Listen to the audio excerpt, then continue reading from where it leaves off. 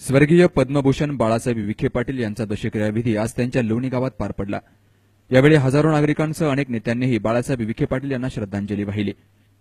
देशाचे माजी गृहमंत्री सुशीलकुमार शिंदे, महाराष्ट्राचे माजी मुख्यमंत्री नारायण राणे, भाजपाचे केंद्रीय राज्यमंत्री सुभाष भामरे, प्रदेशाध्यक्ष रावसाहेब दानवे यांनी बाळासाहेब विखे पाटील यांना भावपूर्ण श्रद्धांजली वाहिली। बाळासाहेब विखे पाटील यांचे राजकीय आणि सामाजिक क्षेत्रामध्ये मोठं काम होतं। त्यांनी केलेल्या कामामुळेच त्यांना पद्मभूषण पुरस्कारानं सन्मानित करण्यात आलं होतं। सहकार क्षेत्रामध्ये त्यांनी मोठं काम केल्यानं आज सहकार जिवंत असल्याची भावना नारायण राणे यांनी व्यक्त केली। तर बाळासाहेब विखे पाटील यांच्यामुळेच मी काँग्रेसमध्ये आलो असल्याचं आज त्यांनी श्रद्धांजली वाहताना जाहीरपणे सांगितलं।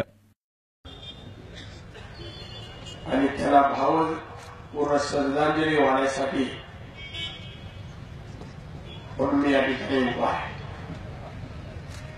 बाळासाहेब विखे पाटील, मी शिवसेनेत असताना माझा त्यांचा परिचय आला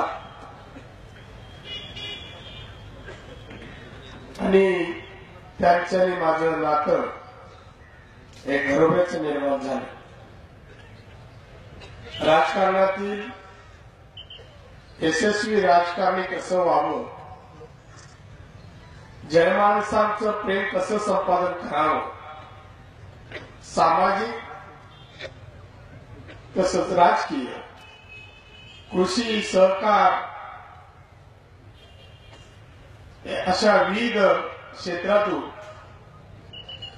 त्यांनी या भागाची प्रगती तर केलीच,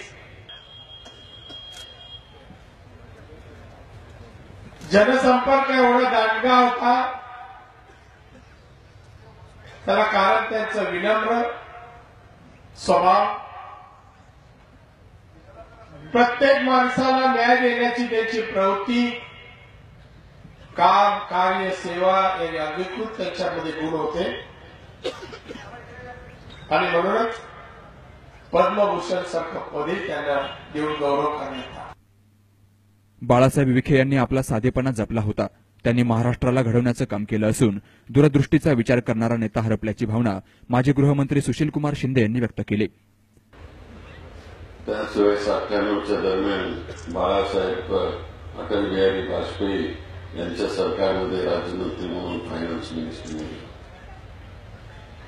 मी अतिशय जवळून पाहत होतो की एक आमच्या महाराष्ट्राचा माणूस त्या दिल्लीच्या राजकारणामध्ये साधा पायजामा, शर्ट आणि टोपी घालून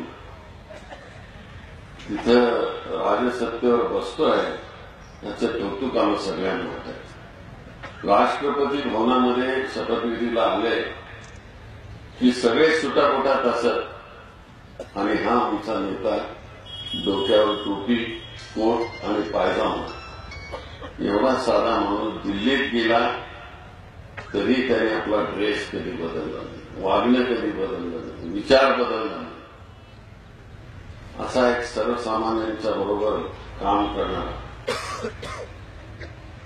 मी